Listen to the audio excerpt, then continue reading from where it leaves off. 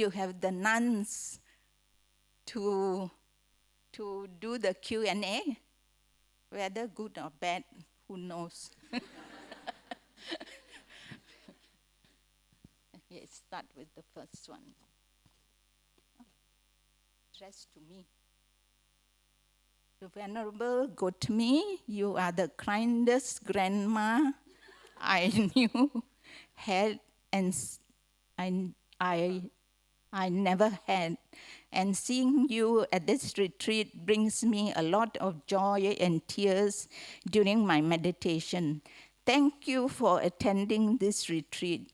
I wish I could give you a big hug, but not sure if it's breaking Nuns' rules. Are you able to share with us your journey to becoming a nun? How and why you choose to become a nun? Because you are such an inspiration. Thank you, Venerable Gotami. Send you lots of hugs and more hugs.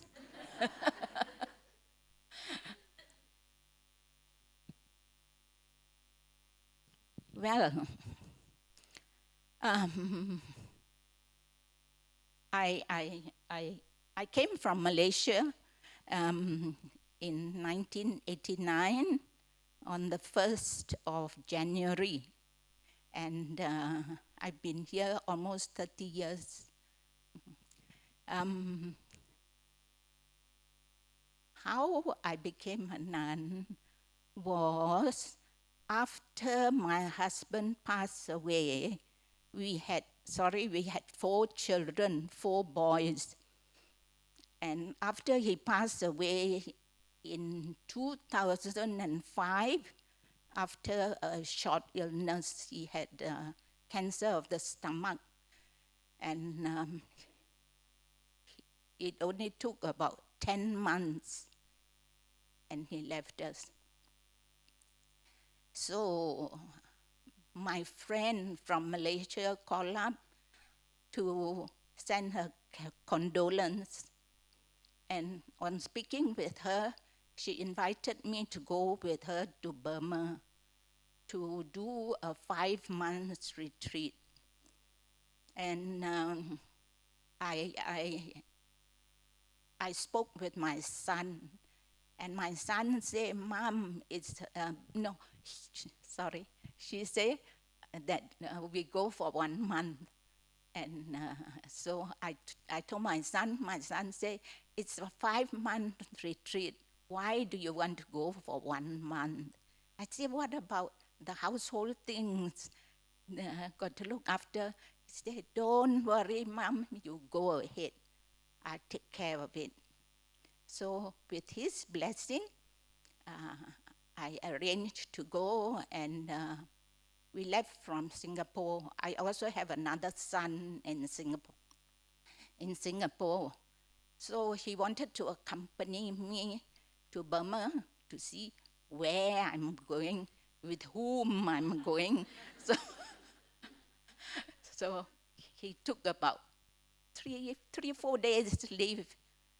And so we went, and I was there for actually 4.5 months. And the Siale who taught us the retreat, she decided that after 4.5 months, she had enough. So after that, when I went back to Malaysia, I was looking for a place where I can have a long retreat. I wasn't so interested in 9-day retreat anymore. So I spoke with Ajahn Brahm to stay in either Jhana Grove or Dhammasara Monastery, but it was only for 2 weeks maximum. And then suddenly I remember, what about Dhammasara Monastery? So I spoke with Ajahn Vayama, who was the previous abbot of the monastery. and she was happy for me to stay there indefinitely. There was no other lay person, and I was the only one there. So I was able to offer them breakfast, and then take care of the dana time and drive them wherever they need to go. So after that, after some time, I decided that maybe I like it very much there because I was quite happy. I'm not a person who usually likes to go here and there. I'm usually quite homely. So staying quietly in Dhammasara Monastery seemed to suit me quite well. So I had to speak with my children first, get their blessings. They were very happy that I wanted to become a nun.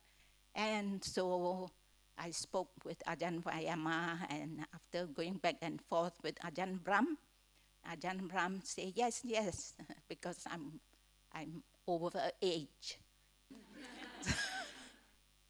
So okay, I took time off to Malaysia and Singapore to say goodbye to my family, the rest of the family, and then after that I came back. And when I came back, Venerable Upeka and another girl from Sydney was there. So when it was time, the three of us were ordained as Anagarika together. Then after that, after 15 months of being an Anagarika, if we wish to become a samaneri, we have to request for it. So we requested, and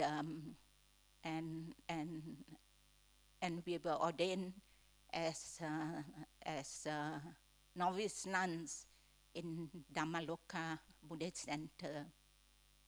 Then, so after another 2 years, it was time for us to request again if we wish.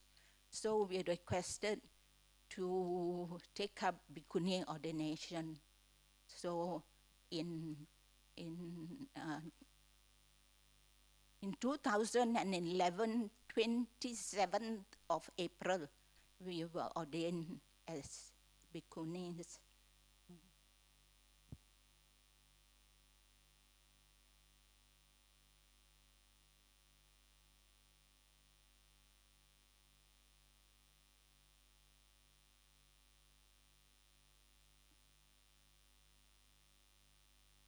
Well, you asked about whether I'm breaking precept if you give me a hug. I don't know whether you are a man or a woman. But if you are a woman, well, can oblige. But if you are a man, no. We don't even shake hands with a man. So, yeah, I think that's about it.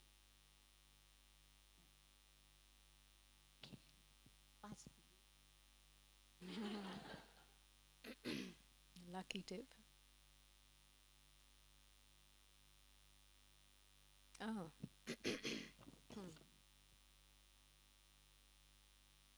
Says, please share your experience of beautiful breathing.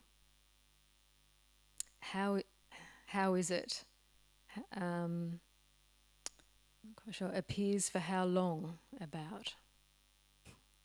So on the beautiful breath, I think. So my understanding is this is more or less Ajahn Brahm's term, the beautiful breath. Something that I think he talks about in his stages of meditation, so I'm sure you're all familiar with that. from my own perspective, my own practice perspective, the breath is something quite neutral, and it can change as your mind state changes, or the appearance or the experience of the breath changes as your mind changes. So really it's just a reflection of what's, to some degree, to a large degree, what's going on with your mind. So when Ajahn Brahm talks about the beautiful breath, my understanding is more the mind has calmed down, the body has calmed, the breath has calmed. The mind is relatively calm to the point that there's some piti and sukha in the mind, some happiness and pleasure and joy arising. And this experience can be described as beautiful. I'm sure you all know just that experience of coming to a place of rest, or breathing out, or even looking at a sunset when your own body and mind become stilled even by the beauty of the sunset. There's something more than just the beauty of the colours. The beauty is within you, isn't it? You feel the joy or the restfulness. So from my perspective, the beauty is in the mind, and very much when the mind is beginning to still, becoming less fragmented, because our habitual mind states are usually very fragmented, and that's not very beautiful. That's when we experience dissatisfaction and discomfort and suffering or distress to various degrees. But when the mind, the breath and the body become still, we experience a certain coherence, and this is just the mind in its natural state. So we're defragging, yeah. We're just so habituated to being fragmented, we think that's normal. But Ajahn Chah very much said actually the natural state of the mind is already peaceful. So when we defrag, we come in to experience that. And from my perspective, this is when you can experience the breath becoming what we call beautiful or light and still. And some people will experience the breath as a kind of an energetic experience. So the breath may no longer be that which moves up and down vertically in the body, maybe begins to feel quite osmotic, like the body is breathing through every pore, and that has a certain pleasantness to it. And this thing we call the breath, it's an energetic formation. So in a way it can take different shapes according to our perception. In meditation, our perception changes as our mind changes. So what we think of the breath in one mind state, the breath can appear very differently in another mind state. But nevertheless, the beautiful breath is always associated with that calm, stilling, and the joy and the peace and the beauty of a still mind.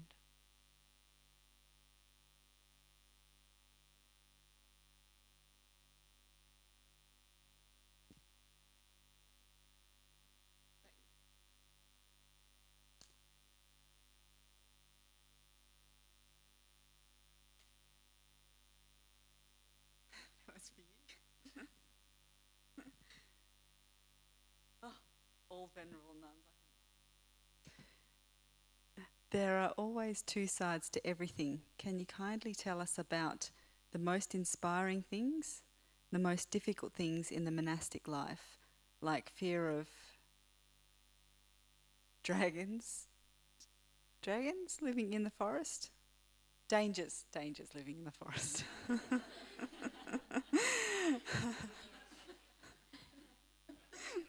Dragons would be cool. Inspiring things. Just all the wonderful people that we meet. We don't get dodgy people coming to the monastery. We only get really good ones. People who are so very, very generous and kind and inspired and inspiring. So all the people who come, even only occasionally, just to give food, and some people who come every week or twice a week to feed us, just because they're so inspired by monastics generally. So they're inspiring to me. It makes me want to live up to their hopes. And the most difficult things, same stuff that everybody else has. You know, if someone says something that you're like, oh, what's that? That's a difficult thing. But you're in the best possible place to deal with those sorts of things, which is why it's also inspiring. So the difficult things are good things, I think. So hopefully that answers your question. Maybe.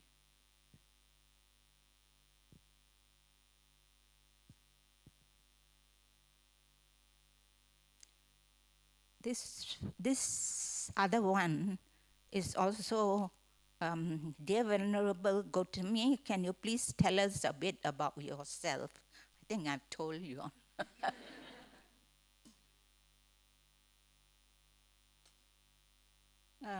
Yeah. Venerable Gautami, how do you calm a restless mind?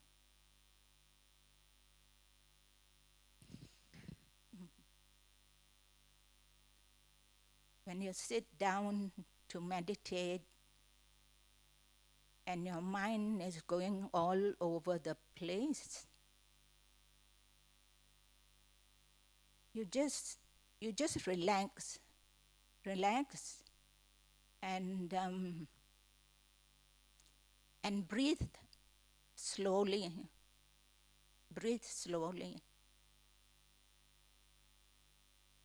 and try not to try to slow the mind down. If it's too restless, you can get up and walk. You walk for a while, and then after that you try sitting again. And while you are sitting, sometimes the mind still won't stop becoming calm. So you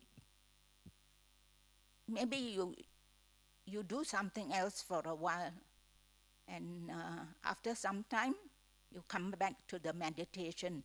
Sometimes the mind is very stubborn. You can try to calm it down, but it won't come down. So you just stop for a while, maybe have a cup of tea, go for a walk, and then you come back, sit down, and try again. You may feel better after that. Okay.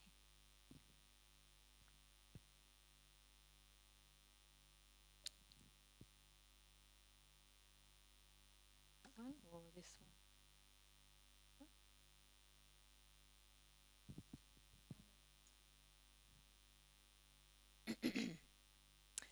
So this one just says, to the Venerables from New South Wales, we welcome you to.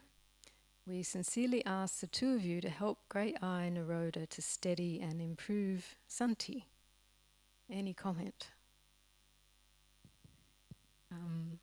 So for those of you who don't know, Santi Monastery is a forest monastery, forest nuns monastery just south of Sydney, where myself and Venerable Jayasara are now ordained and practicing, and those of you who know Venerable Naroda is the senior nun there at the moment.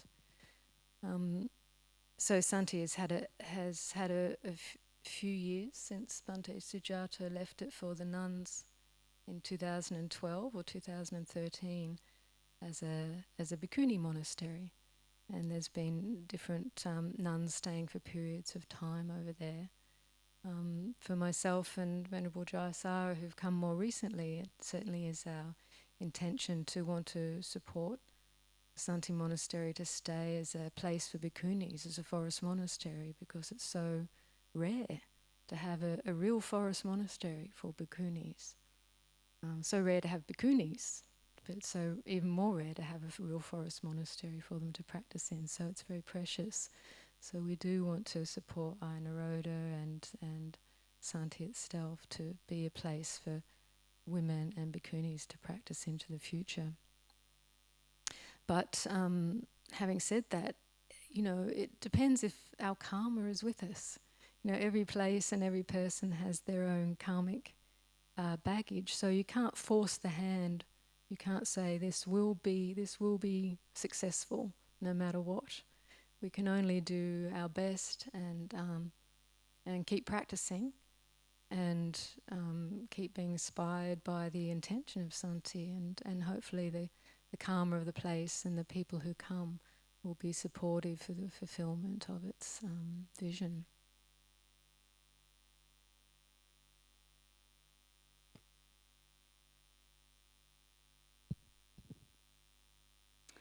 Dear Venerable Sarata, please tell us about your spiritual journey. How did you decide to become a Buddhist nun? Was it hard to decide? If someone like a nun would like to become a nun, what should she do? Wow, big one. I was brainwashed by Ajahn Brahm. I came on a few retreats and then I decided to stay. So be careful. I turned to meditation because life was rubbish, and I met some really nice people at Nolamara, and started going on retreats. And then as my practice developed, I realised that for it to develop more, I needed to spend time in a monastery. So I knew Venerable Hasapanya from the committee, so I asked her about it. And that's the answer to the last question. You ask Venerable Hasapanya to come and stay for a little while. So I asked Venerable Hasapanya. She said, "Oh, come and have a look. Spend the weekend or a week or whatever." So I did that. Then I went back for another weekend and another weekend, and then I went for 3 months. All the while, I'm not telling my mum I think I'm becoming a Buddhist nun. I said to my mum, "I'm going for a retreat. I'm going for a few months. I'm going for a year." "Oh, Mum, I'm ordaining next weekend. Would you like to come along?" And she's like, "Oh, okay." So that was only a little while ago. So no, it wasn't hard to decide because I did it. It was gradual. It was, I'll do the next bit and I'll keep trying it out and I'll keep trying it out. And Ajahn Brahm says, if it's not a prison, it's only a prison if you don't want to be there. And I want to be there.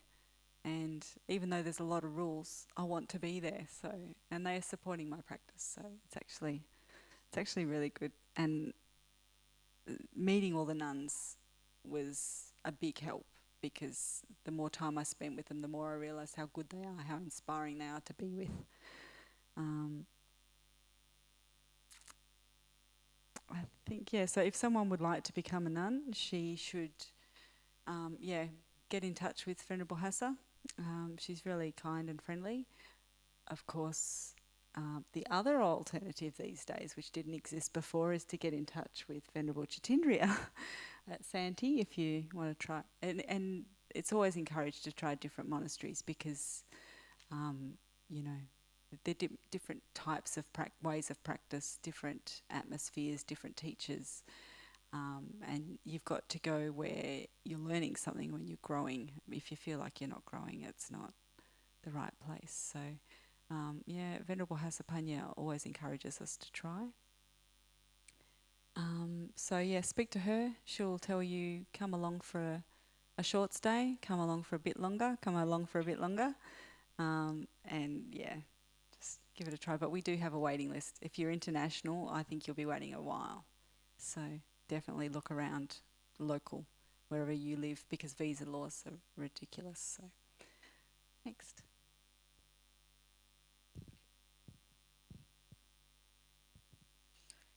What are all of your backgrounds and what led you to Buddhism? Thank you. Um, when I was small, my mother only practiced traditional, um, uh, like praying with joss stick, candle, and gold and silver paper. So I used to help her with that because whenever she prays to my father's family, those who are deceased, because during that time, the women folk are really very obedient. They they pray for their husband's family. They don't pray for their own family. And and she used to have a table out and cook all kinds of dishes, put it on the table, and the rice we scoop onto the small bowls and make it very high like a mountain. So, so there are about 6 bowls with chopstick, spoons, and 2 small little cups. So all these, one tea, Chinese tea, and one wine, Chinese wine. So I've been doing that with her, and but then when I grew up, my younger brother, he's the youngest in the family of 8. He became very interested in Buddhism. He was working then, and he's always meditating. And even when he was working, he was also eating. He was taking 8 precepts, and he doesn't eat in the evening. So we were quite inspired by him, and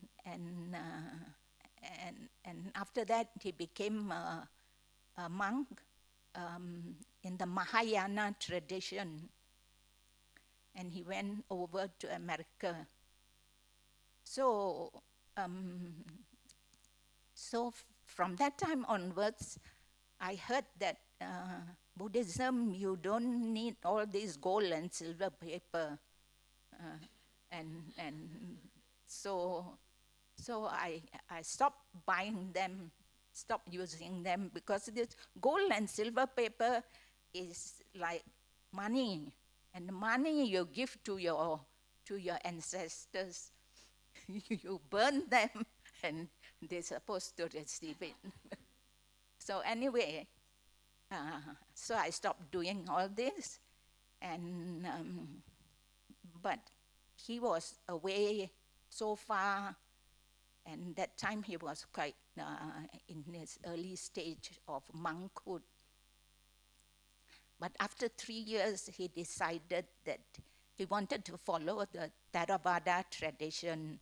So he came back to Malaysia, and he went to Thailand, and he ordained in the Theravada tradition. So actually, he is the one who pulled us into Buddhism. We know nothing about Buddhism. so after that,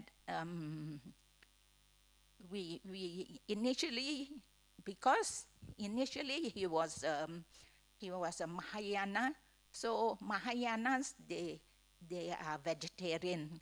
So when he is vegetarian, we are also vegetarian. And then when he changed to Theravada, no more vegetarian, we also no more vegetarian. And then after that, I was very busy because having a family of 4 children, and so only when we moved over here that I started going to Dhammaloka Buddhist Center, because friends from Malaysia who have migrated here, told us that, oh, there's a very good center there. The monks come and teach Buddhism. So we went there. And so from that time onwards, I became very inspired. At that time, when I first went, it was Ajahn Jagaro, the previous abbot of Bodhinyana Monastery. So he was teaching. But after that, he disrobed, and Ajahn Brahm took over as an abbot. So Ajahn Brahm really inspired me a lot, and from that time onwards, I know what Buddhism is. Otherwise, we just follow the traditional ways. So that's how I got into Buddhism.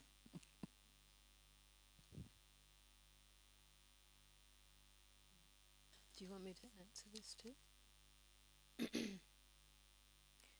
So my background's a bit different, having grown up in Australia, and probably quite a typical Australian family.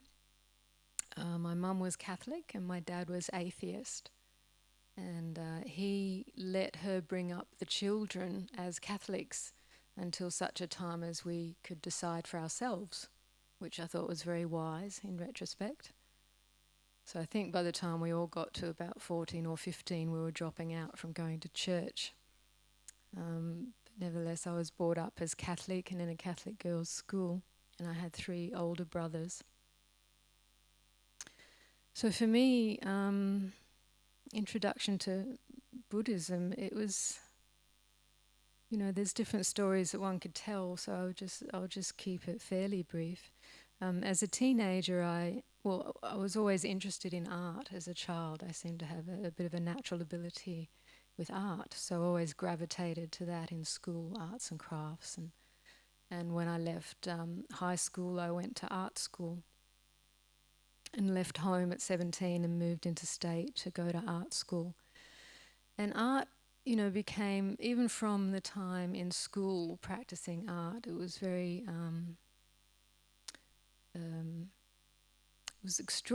very interesting to me because it took me to a place of awareness. It took me into a zone of, in retrospect, I would say mindfulness, observing what I was about to paint or draw and just letting the eye observe, and just this relationship between seeing and looking and experiencing. So really, over the years, just becoming more and more interested in the process of perception and sense consciousness. But what was interesting about it to me, even as a young girl, was that little insights would arise. I didn't have any language for it, but little truths, bubbles of understanding would arise. I couldn't articulate it, but to me, something about the process of art seemed to reveal truth. So in a way, art was my religion for a while. And I thought everyone should be doing this because, it's just so profound. But I couldn't articulate really what was going on. But later, as I moved through art school, my inquiries into the nature of mind and consciousness from an artistic perspective, I guess, became more existential and more spiritual as I grew into my late teenage years and early 20s and started experiencing the angst of a teenager and someone in their early 20s, and this was in the 70s as well, so life was pretty out there for an art student, so experimenting with all sorts of things and having lots of fun on the one hand, but becoming acutely aware of suffering internally and externally on the other. So my search became more and more spiritual, and so that led me into reading things beyond art, different philosophies, even went back into the Christian side of things, just, rereading the Bible, thinking, was there anything there, what's all this about? So experimenting with different things, but I had no exposure to Buddhism at that time, but started to encounter some more Oriental philosophies. And at that stage, TM, transcendental meditation started sweeping through colleges and universities in Australia, so there was some exposure to that and exposure to Ram Dass's, I don't know if any of you here remember Ram Dass's book, Be Here, Be Now, a purple book of the 70s. So a few things like that started to find its way to me, kind of mind-expanding content, really. So I was just following my intuition. I knew there was something out there that I needed to understand, that I needed to know. I think I must have been a Buddhist in a previous life, because the essential driving question for me was around suffering. Why is there suffering? And a strong intuition that if one could understand this, one could find peace. I couldn't articulate it at the time, but that was the intuition and the search. And so I just followed my sense of things, really, being a bit adventurous, and travelled with a friend overseas through Asia and Europe, and eventually got to England, having some interesting experiences along the way. But it was when I landed in England I thought, right, the answers aren't out there. You know, now I've really got to learn how to meditate. The answers must be in here, or at least the search needs to go inwards. And then just things started happening serendipitously, really. Where I was working at the time, I opened the local paper, and free meditation classes at a local Burmese vihara just around the corner. So, okay, I can start to learn to meditate properly. And after going there for a few months, Dr. Rewata Dhamma was the senior monk there. This was in 1986 and 87. I was about 23 at the time. And when I was leaving Birmingham and going back to London, I asked where I should continue to practice meditation, and the monk said you should go to Amaravati Monastery. So Amaravati had just been established in 1984, so this was just 3 years after that.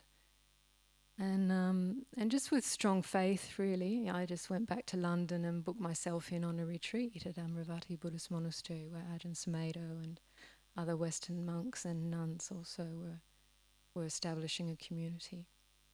So that was it, really. I went along on a 10-day retreat led by Ajahn at the beginning of, must have been 1987, March 1987. And it kind of really struck me. I hadn't done a retreat before, so I kind of dived in on a 10-day. But everything that was said and taught just rang all these bells. And I thought, my God, this is what I've been looking for. I didn't realise I was looking for a religious path or a spiritual path like that, but it was like, as I've said in the past, you know, I bought my little wet paper bag of insights along to this retreat, and Ajahn as a teacher, it felt like that he just cast this incredible tapestry and said, well, there's all of this as well. And I thought, wow, this is a great path to develop. So I got very excited about Buddhism and meditation, and travelled around England just doing different meditation retreats. But I kept coming back to Amaravati and feeling more and more at home at Amaravati. And over the course of a year, I realised actually I could ask to stay and ordain there. I could join the community, which was quite a large international community at that time. So that was a long time ago. Like, this is Jitindriya Mark II, because at that stage I ordained as a nun, and was a nun for 17 years up until the end of 2004. When I left the monastic order in England, and for various different reasons that it came to that.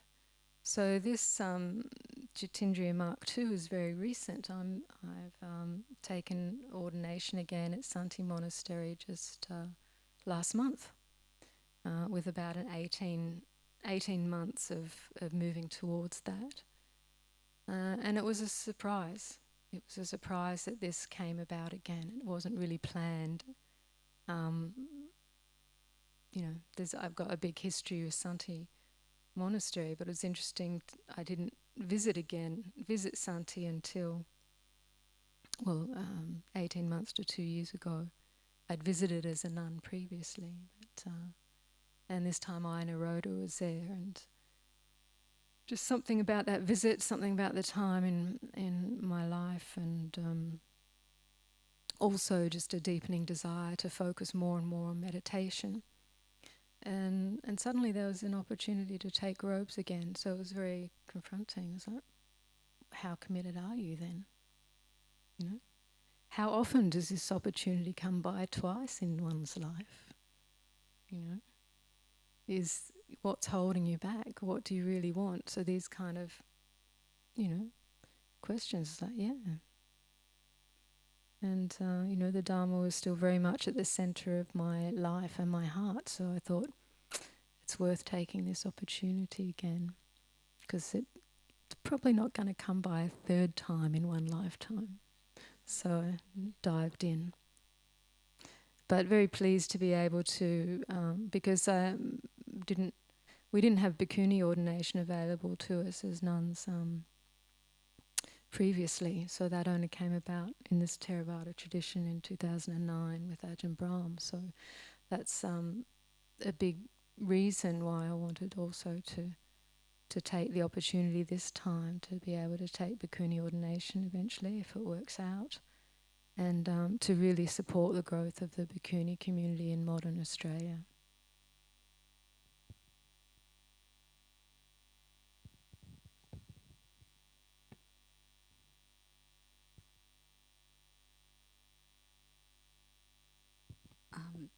I suppose I only half answered that question earlier.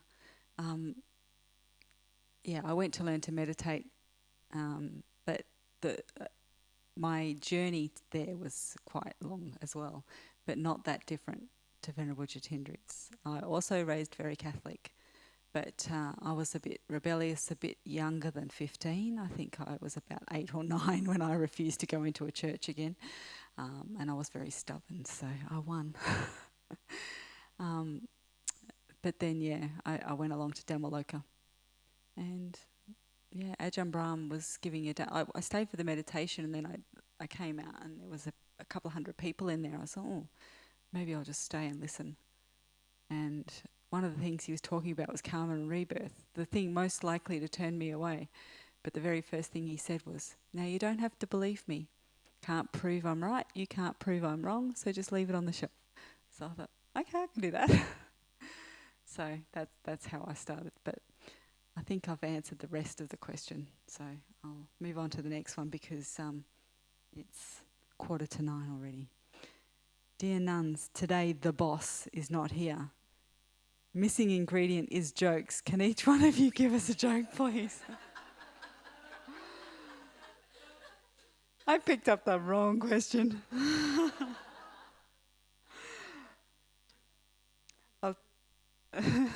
I'll tell you one, and it's terrible. This was told to me by the plumber who installed our UV lamp for a water filtration system.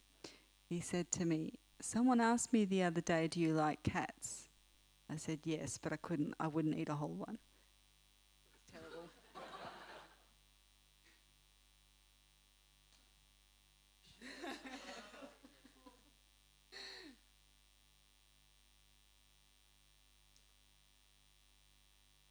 Yeah, Venerable, go to me. Can you please tell us something about Dhammasara?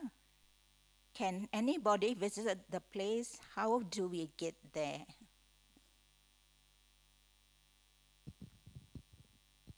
Dhammasara Monastery is in Gijigannap. And how you get there, I think you look at the map.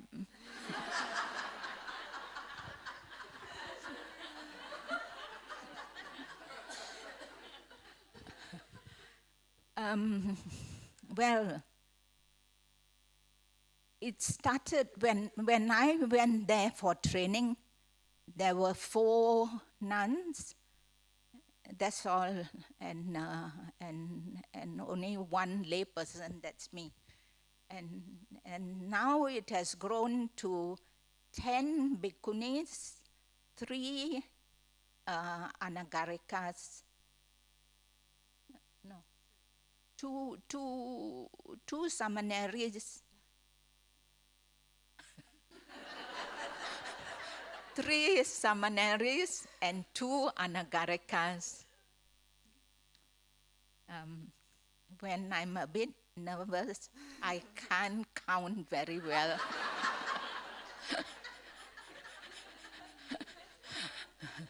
So,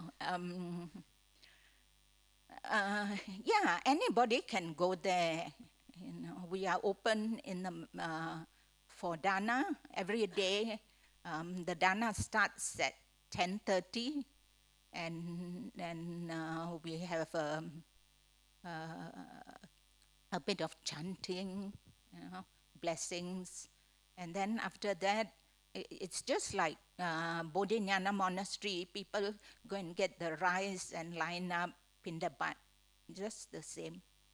So we have got accommodation pods of, there are 12 rooms.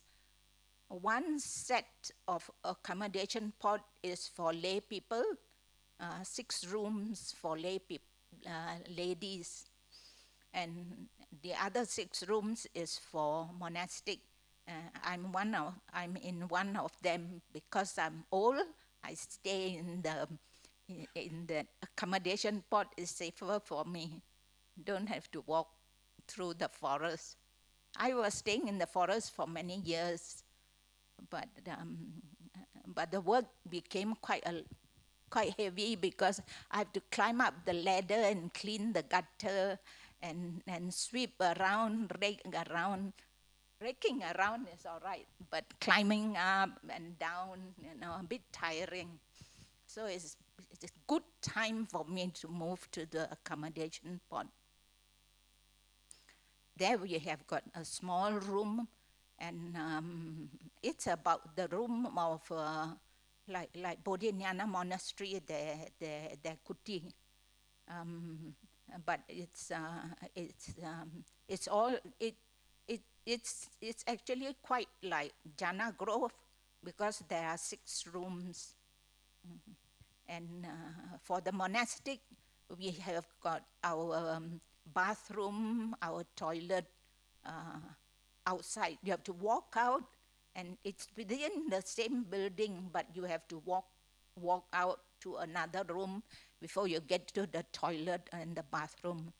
But for ladies, they have got ensuite. So 2 rooms share bathroom and toilet.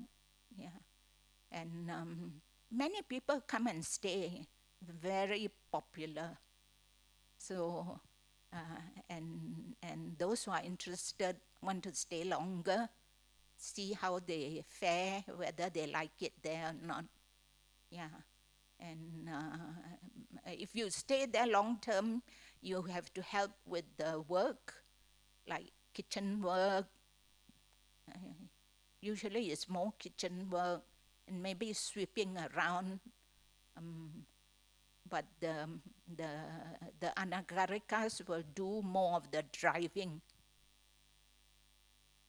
So there are some people there who are quite interested to become nuns, and they are staying there for 3 months to see how it goes. And then after that, they may try somewhere else. So don't know.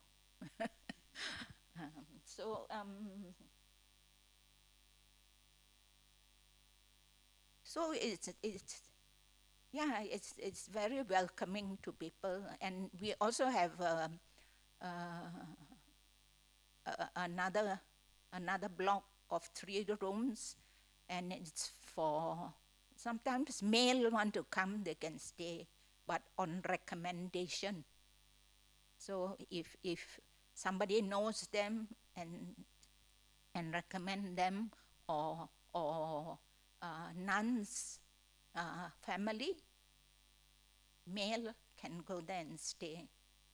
But not during the rains retreat. Rains retreat is fully booked. So even there also, for the male side also, ladies will be staying there. So other than rains retreat, they can always apply and see. Okay.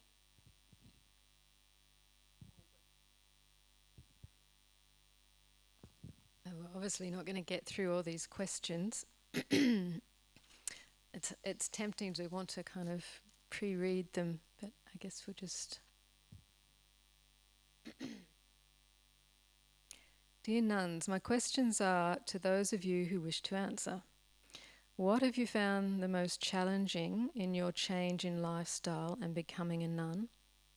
And what have you found the biggest blessing in becoming a nun, which you didn't find in your lifestyle choice before that? I don't know whether to talk from Jitindriya Mark 1 or Jitindriya Mark 2. I think what is the most challenging in the change of your lifestyle and becoming a nun? I guess for me at the moment it's around gut issues, because you can't choose your food anymore. You know, so that's a big one these days. It's a big one even if you haven't got any digestive problems. But if you have got digestive problems, it becomes even trickier. So that's quite challenging on all levels, not just physically, but, you know, you worry, your mental worry, and you can work into a big thing about it, or you can really use it as a, you know, you have to be careful for some things, but you just have to also look at the mind that worries, or the mind that wants to control, or, you know, or one's preferences. Or so that's quite challenging, the in the lifestyle change, adapting to that. But on the other hand, it's also a great blessing in many ways that you don't have to choose your food anymore. You don't have to go shopping. You don't have to do your meal plans or whatever for your family. And all this wonderful generosity, people giving amazing generosity to support a monk or a nun in their practice is incredibly inspiring for us as monastics, and a beautiful thing, a beautiful tradition that goes all the way back to the Buddha, obviously. So one of my experiences as a nun previously is going on tudong, where you leave the monastery with just your robes and your bowl and a few things, and go with a few other nuns and go walking. And sometimes, depends, you might have a pre-planned walk where you're going to go, or sometimes not. And I did tudong a couple of times, and on both of those there were many times where we didn't know where we were going to stay, we didn't know where we would get food. You just, if you arrive at a village in time, you usually plan your walking so you can arrive at a village in the morning and stand there for alms. And the first times that I used to do this, or even when we went alms round from the monastery, we would walk several miles into the village and stand on alms round. And it's quite embarrassing at first when you're a Westerner and you're not used to this tradition and you're just standing there. It feels embarrassing because your conditioning is to, you know, pull your own weight, to look after yourself, not to expect anything from others. And but it was so good to learn how to do this in England, because the English people are very charitable, and you would see, they often would think you may be Christian nuns as well. When you're standing with your alms bowl, you're not supposed to ask for anything, but if people offer, you can receive food. But many were looking for the slot to put money in your alms bowl. Then you'd have to explain, "Oh, I'm sorry, we can't receive money." Well, what is it that you want? What is it that you need? Well, we can receive food for our daily meal.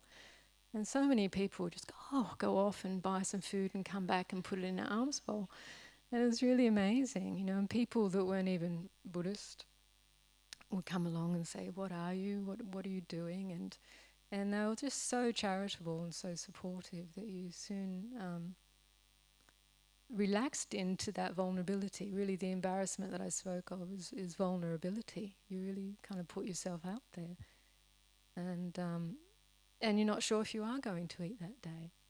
So when, and you keep your focus on your alms bowl, and suddenly, this sandwich shows up in front of you as well, and there's just this, oh wow, that's really kind, this manifestation. But there's such beauty in this act of both giving and receiving when you're really present in that moment. And because being on tudong or alms round, the stakes were much higher, so you're much more present in a way. But there can be those moments of pure joy for both giver and receiver. There's no expectations on either side, really, just this enjoyment of the act of generosity and renunciation. That's where generosity and renunciation really are one and the same thing. It's the act of opening the heart, letting go, giving, receiving. When giving, receiving becomes one. So the greatest challenge can also be the greatest blessing, as one of the Venerables said earlier.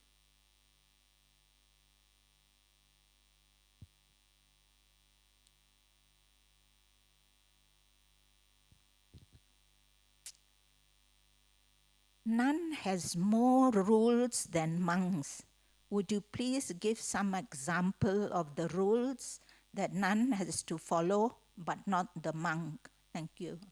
Yeah. Yeah. The nuns have got so many rules, 311. Monks only got 227. I don't know why.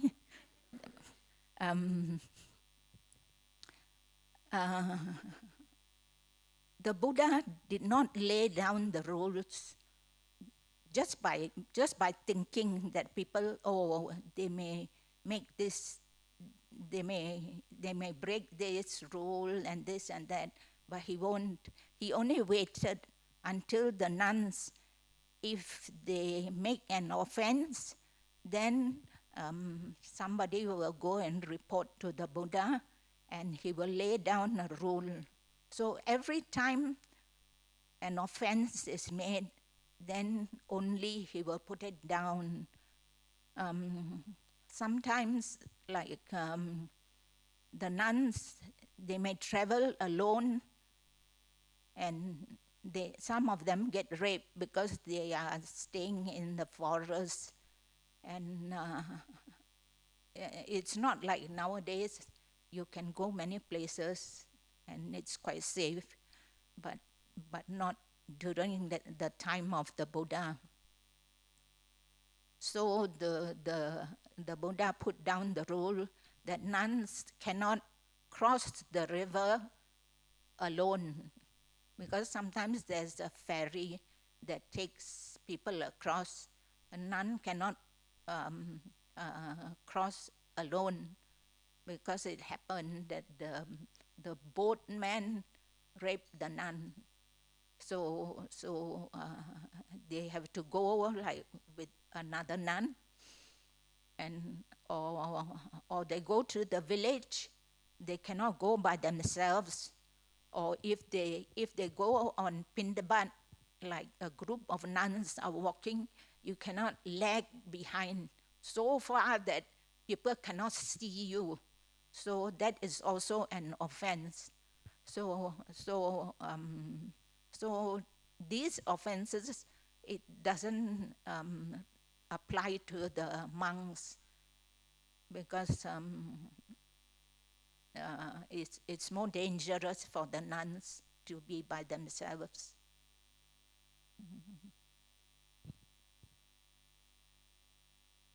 Yeah, so that's how some of these rules are different from the monks. In fact, many of the monks' rules have been taken and used for the nuns, but after that, more and more rules came up.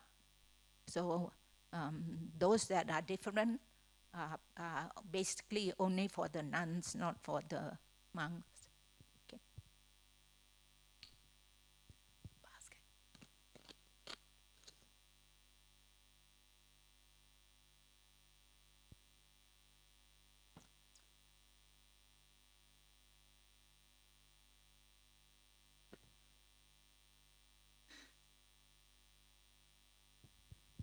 Dear Four Venerables, what do you enjoy the most out of being a nun? Meaning, what is the thing that keeps or sustains you with motivation in your practice year after year or for life? Thank you, with metta. For me, what sustains me, just because I can't think of a better thing to be doing with my time.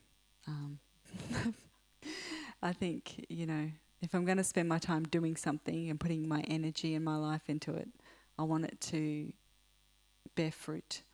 And being a lawyer, which is what I'd be if I wasn't here, very little, to hang on to in that. Just, I'd make money, I'd support myself, but even if I had a career as a lawyer in a human rights area, which is what I was aiming for, very hard field to get into, it still wouldn't have been that rewarding, whereas this is very rewarding.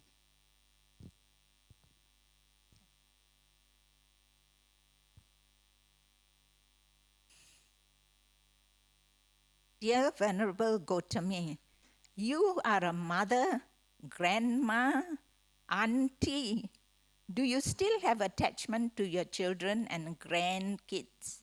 When they don't visit you, do you question them? Well, besides my 4 sons, I have 3 daughters-in-law and 2 grandchildren. When I first came into the monastery, well, I still have a lot of attachment.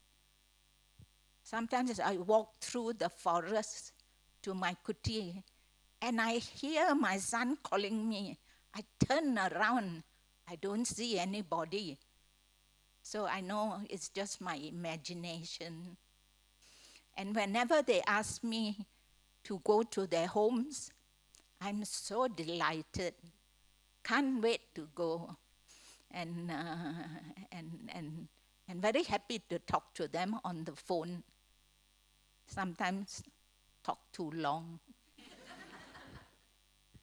So, but as time goes on, the attachment got less because I'm always in the monastery.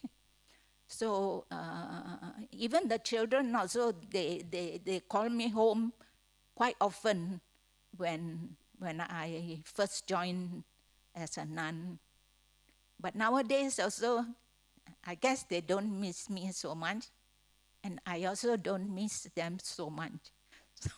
So if they don't call me back, it's also good. I have more time to meditate. Otherwise, I go back, talking. When I come back, I can't settle my mind very easily. So it's quite good to stay quiet in the monastery, and you just get used to it, and also you get used to being separated from your family. So it's okay. It's okay. They come, it's fine. They don't come, it's fine. Okay?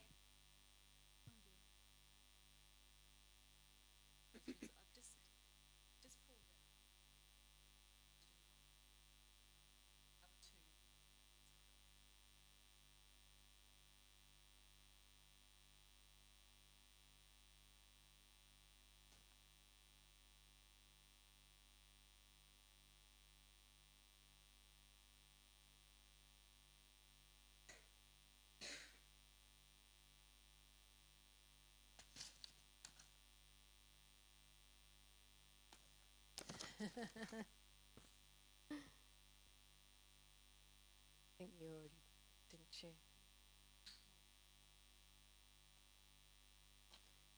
Okay. I think they don't need to be. This just says, Dear Venerables, in New South Wales at Santi, are bhikkhunis being supported by monks from other temples? In teaching or material needs on your path, could you... is that being supported by monks from other temples in teaching or material needs? On your path, could you perhaps tell us your experience of high and low being a bhikkhuni? Well, I'm not a bhikkhuni yet, but yes, Santi is very well supported. Actually, there's a lot of many Sri Lankan communities who come and support Santi. Whether we're being supported by other monks from other temples, it's not that we're not supported, but I don't. Certainly, Ajahn Brahm is our spiritual director at Santi, and Ajahn Sujato, when he's in Australia, he's very supportive. We have monks coming and staying if they want to come for a short period of time. We've had different monks stay, so certainly those monks who are supportive of bhikkhunis are very happy to support us in any way. But it's ticking over quite well with the fairly local support there, so all's good on that. I spoke a little bit about the difficulties and the challenges of being a nun, so I won't go there.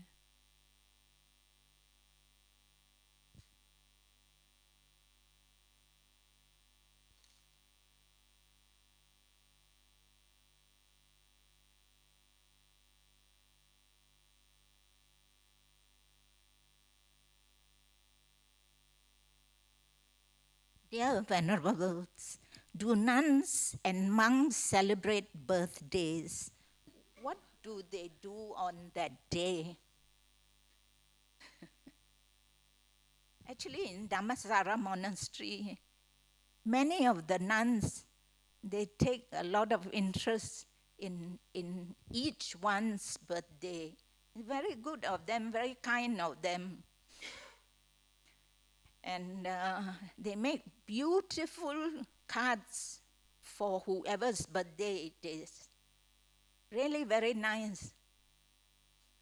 Sometimes they draw the cat or whatever, but it's really very nice.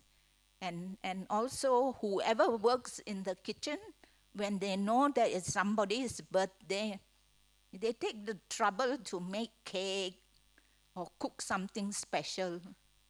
So that is how we celebrate the birthday. Yeah, very kind of them. I've been not quite interested in my birthday since quite a long time because I was more interested in spiritual practice. So I don't put very much interest in birthdays. But in the monastery now, the nuns really take a lot of care in preparing birthday cards, and those in the kitchen also work very hard to celebrate your birthday for you. So it's very nice. I was just going to read the questions that I've pulled out of the box that we probably won't answer because we already have. The first one is, Dear Nuns, can we start by introducing yourselves? I think we know each other now. The next one is, Dear Venerables, why is it there are more rules for nuns than monks? Is it to protect you or to supervise? Can you give some examples? I think Venerable Gotami covered that. It's not to supervise. You can ask Ajahn Brahm about the Garu Dhammas another time because that's a very long conversation. Another question is specifically to says, Dear Ajahn, it was a wonderful way to start the day with a little bit of your brilliant guided meditation. It made my day, thanks Ajahn. So I'll put that back in the basket so he can read that. And then the last one is for me, Venerable Sarata. I know who this is from, I think. Please give your journey to Dhamma schooling. I've kind of done that already. And the next part is, how is it living uphill with metta? I've moved into Ajahn Vayama's old caravan and it's wonderful. It's a whole new postcode just about. Bit of a trek up the hill behind the stupa. but it's very, very quiet. I love it. And that is the end of the questions.